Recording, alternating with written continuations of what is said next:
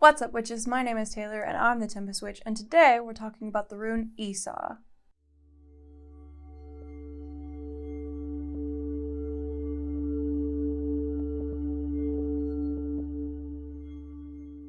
Alright, before we get started, does the lipstick make me look like a living dead girl? Like I froze in ice? Yes?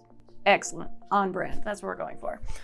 So, Esau, or Esau's, depending on who you talk to, means ice. And ice has a lot of connotations, so let's get into it.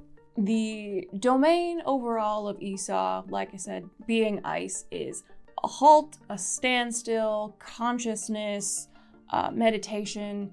It is stillness and calm. But if it's Merkstav, it might mean that the stillness is actually stagnation. Something might be standing in your way, something might be halting your progress, whether that's external factors or yourself, because you can stand in your own way very easily, especially if you don't know what's coming next and you're not quite ready to move on. You might hold yourself in stagnation. It might mean that you're on a creative block. You've got writer's block or artist block, and you just can't seem to get over that hump trying to move forward with either your projects or personal things or your personal journey, what have you. But it might also mean, if Esau comes up Merkstav, that other people might be trying to influence us or our energies and might be trying to lead us astray.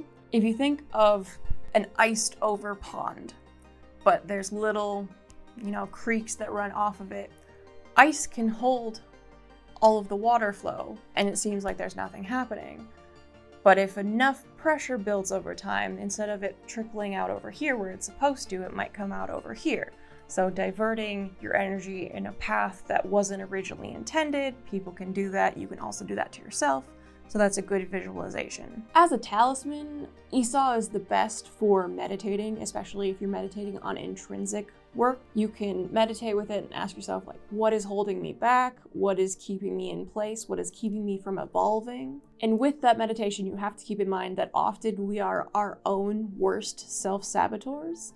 Change is hard, and especially if you don't know what comes next. It's hard to make the next step on your journey because you're not sure where your feet are going to land. You're not sure if you're going to have sound footing, if it's going to be detrimental for you to move forward.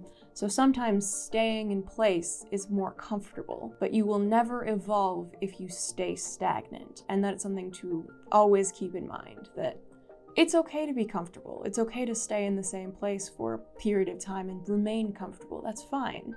But if you want to evolve and grow as a person, you have to be willing to be uncomfortable.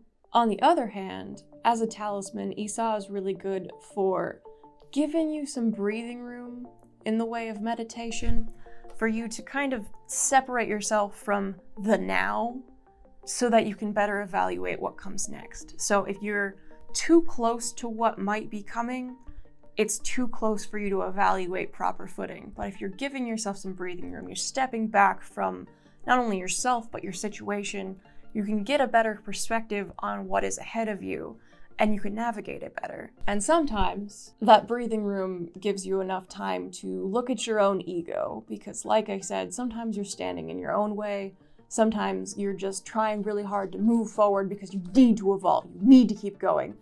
And sometimes you need that comfort time, you need that cool down time, so that you give yourself enough room to evaluate and then evolve. Sometimes it's good to take a moment and reevaluate. There is also toxic positivity. Always keep that in mind. It's a weird energy. I hate toxic positivity because yes, be positive, think positively. Great. But if that's all you do and you never take into consideration anything else, it's not genuine. Stillness is not always bad. So don't think of this as it is a stop in the road and it's no forward progression and this is bad. There's duality to it, just like there is with almost everything. Kind of like Yebo, when you draw Esau, you'll probably have to draw other runes around it to try and get a better perspective of what you're actually getting an answer to. You can. There was a time, story quick, I was in the middle of college having an existential crisis because I couldn't do chemistry, and my brain is just like, well, if you can't, then you're obviously not good enough to go to college and everything's terrible and the world's crumbling around you. And so I just did some divination. I'm like, hey, could you tell me what to do next? Like, why is nothing working out for me? And I just drew Issa Merkstav. Not slightly, just straight up. And in my brain, I just heard a voice say, "You're standing in your own way."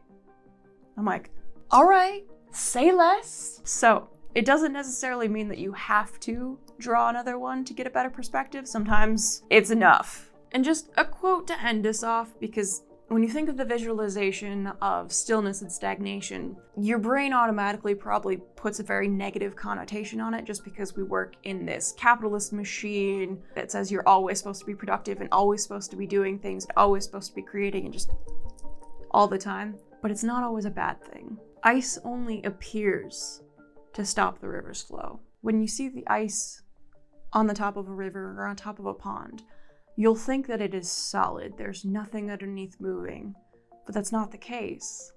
There's still water moving underneath. There's still creatures probably moving underneath. But just because it appears that you are stagnant doesn't necessarily mean you are. Sometimes you're just taking a moment while the river shifts, and then you can move forward when you're ready. So just keep that in mind. All right, guys. I hope you like this one. I'll see you on the next one. Skål, my friends.